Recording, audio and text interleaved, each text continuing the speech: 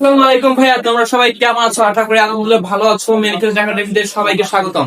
তো আমি মোহাম্মদ আরাফাত হোসেন, তোমাদেরকে আজকে যে বিষয়টা নিয়ে কথা বলবো সেটা হলো কেমিস্ট্রি।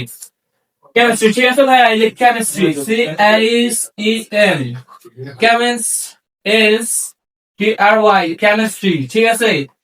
রসায়ন। তো কেমিস্ট্রি, রসায়ন। তো তোমরা যারা এসএসসি 27 ক্লাসের শিক্ষার্থীরা আছো, কেমিস্ট্রির নাম শুনলে কি তোমরা ভয় পাও? কেমিস্ট্রির নাম শুনলে কি মাথায় এসে NaCl, H2O ইত্যাদি বিক্রিয়া মাথা ঘুরে তোমাদের? যদি ভয় দাঁড়াও, তোমাদেরও যদি এরকম সমস্যা হয় তাহলে আজকের ভিডিওটা দেখতে পারো। যদি লাস্ট অব্দি থাকো, 5 মিনিটে কেমিস্ট্রির যে আসল মানেটা কি এটা তোমাদেরকে আমি বুঝাই দেবো ভাইয়া। আশা করি এবং আশা করি যে এরপরে কোনোদিন তোমরা কেমিস্ট্রিকে আর ভয় পাবা না। তো শেষ পর্যন্ত থাকো, ইনশাআল্লাহ কেমিস্ট্রির আসল মানে তোমাদেরকে বুঝাই দেবো। তো ভাই দেখো, এই যে কেমিস্ট্রি, কেমিস্ট্রি শব্দটাকে যদি আমরা ভাঙি তাহলে দুইটা শব্দ কিন্তু আসে। কেমিস্ট্রি, ঠিক আছে, দুইটা শব্দ তৈরি করে নেই, কেম প্লাস স্ট্রি, ঠিক আছে?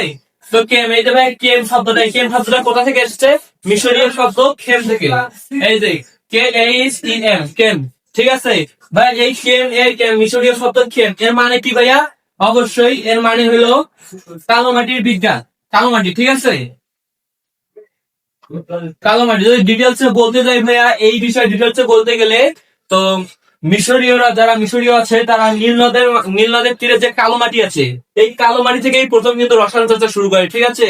তো সেখান থেকেই এই যে কালো মাটি, তো আমরা এই জন্য কেমিস্ট্রিকে বলতে পারি কালো মাটির বিজ্ঞান। কালো মাটির বিজ্ঞান, ঠিক আছে ভাইয়া?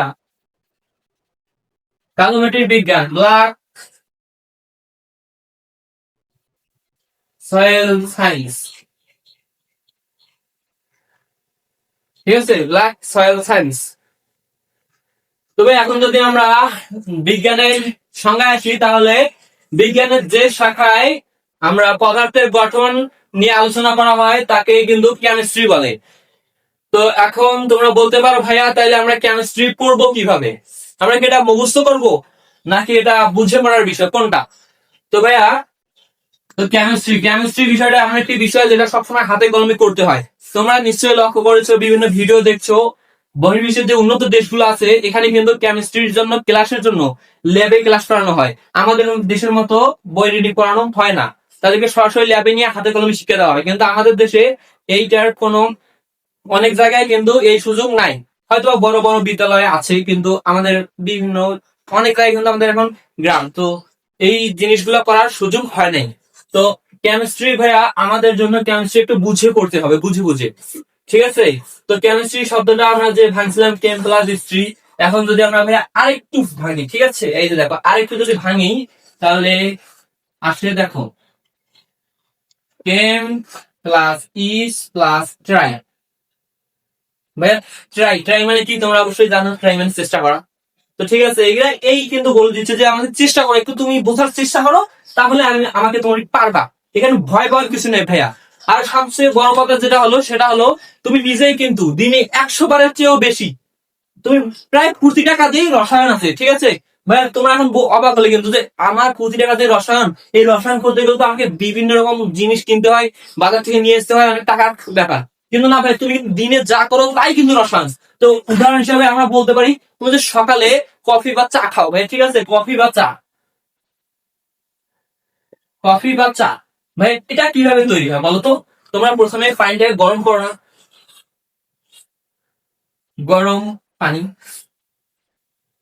তো গরম পানিতে যখন আমরা কফি বা চা দিই, এই কফি বা চা এর মধ্যে কিন্তু বিভিন্ন প্রকারের অণু থাকে ভাইয়া, যেমন ট্যানিন, ক্যাফেইন, তারপর বিভিন্ন ফ্লেভার থাকে ভাইয়া। ওই যে অণুগুলো আছে না, এই অণুগুলাই পানির, গরম পানি হোক আর যেই পানি হোক, পানি তো অণু আছে নাকি, আমরা জানি।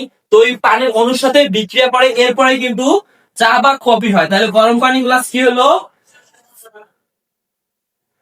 ক্যাফেইন, ট্যানিন, তারপর বিভিন্ন ফ্লেভার ভাইয়া, ঠিক আছে? এইগুলা কিন্তু এই যে পানির অণুর সাথে যুক্ত হয়, তারপরে কিন্তু কফি বা চাটা তৈরি হয়। মানে একে কি বলে ভাইয়া? এটা কিন্তু নিষ্কাশন। যেটা তোমাদের যে বিষয়গুলো আছে নিষ্কাশন, এই নিষ্কাশনটা তোমরা কোথায় পাবা? কেমিস্ট্রির 10ম অধ্যায়। 10ম অধ্যায় তোমরা কিন্তু নিষ্কাশন সম্পর্কে অনেক ভালো করে বুঝতে পারবা, ঠিক আছে ভাইয়া? এরপরে তোমাদের যে আসতেছে, এই যে নটা দেয়নি ভাইয়া, ঠিক আছে। তো এরপরে তোমরা মনে করো যে তোমাদের যে ভাত সিদ্ধ, ঠিক আছে, তোমাদের যে ভাত মানে চাল সিদ্ধ করো, তো এই চালটা কিন্তু যখন এমনিতে থাকে তখন কিন্তু অনেকটা একটা শক্ত অবস্থায় থাকে। তোমরা ভাবেছো কোনদিন যে ভাইয়া এই যে চালটা এটা গরম পানিতে দিলে নরম হয়ে যায়, বিষয়টা কি? তবে দেখো, তোমরা যখন চালকে গরম পানিতে দাও, তো চালে লাগাতে স্টার্চ থাকে, কিন্তু চালে কিন্তু স্টার্চ থাকে, সেই স্টার্চ অন্যগুলো কিন্তু নরম হয়ে যায়। এরপরে বিভিন্ন প্রোটিন আছে, এই প্রোটিন গুলো কিন্তু জমাট বাড়তে শুরু করে, যার ফলে কিন্তু চাল থেকে ভাত হয়। তো এইটাও কিন্তু একটা রসায়নের অংশ, ঠিক আছে। এরপর একটা খুব সহজ উদাহরণে আসি। তোমরা যে ফোনটা চালাচ্ছ, যেই ফোনে আমার এই ভিডিওটা ক্লাসটা করতেছো, তো এই ফোনটা চলে কি দিয়ে ভাইয়া? অবশ্যই এই ফোনটা চলে ব্যাটারি দিয়ে, ঠিক আছে।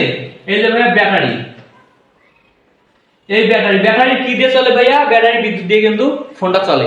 তো ব্যাটারিতে কি সরাসরি বিদ্যুৎ থাকে? অবশ্যই না ভাইয়া, সরাসরি কিন্তু বিদ্যুৎ থাকে না। এই ব্যাটারির মধ্যে থাকে লিথিয়াম এবং জিঙ্ক, জিঙ্ক, লিথিয়াম এবং জিঙ্ক। এই লিথিয়াম, লিথিয়াম এবং জিঙ্ক রাসায়নিক বিক্রিয়ার মাধ্যমে কিন্তু ইলেকট্রন উৎপন্ন হয়, ইলেকট্রন উৎপন্ন হয়, বুঝছো ভাইয়া? ইলেকট্রন, এবং এই ইলেকট্রনের প্রবাহে কিন্তু বিদ্যুৎ বা তড়িৎ, ঠিক আছে। তোমরা এটা জানো, এটা পদার্থ বিজ্ঞান তোমাদেরকে পড়াবে তোমাদের ভাইয়া, ঠিক আছে।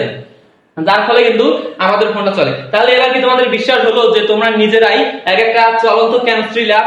তাহলে এরপর থেকে কি তোমরা আরো রসায়নকে ভয় পাবা? অবশ্যই ভয় পাবা না। এরপর থেকে রসায়নটা তোমাদের জন্য আমি আশা করি এর সবচেয়ে সহজ সাবজেক্ট হবে রসায়ন। এবং তোমরা যদি আমাদের সাথে থাকো, ইনশাআল্লাহ যে চ্যাপ্টার ভিত্তিক ক্লাসগুলো সামনে আসতেছে, এই ক্লাসগুলো আরো অনেক সহজ করে তোমাদেরকে বোঝাবো।